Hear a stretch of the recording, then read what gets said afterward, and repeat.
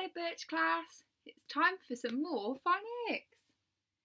Here's Fred the Frog, ribbit, ribbit, and he's going to help us learn all about a new sound. The sound is qua, qua. Can you say qua, qua, qua? My turn, qua. Your turn, my turn, qua. Your turn, my turn, qua. Good job!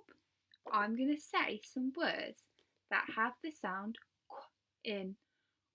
Ick, ick, ick, quick, quick. Did you guess quick? You're right. It, it, it, quit. Did you say quit? It, quit. You're right. Eaten, eaten. Queen. Good job. We've thought about some of the words that start with a qu sound. Let's have a look at them in some of the words. It, it, it, quit, quit. The qu was at the start of this word, wasn't it?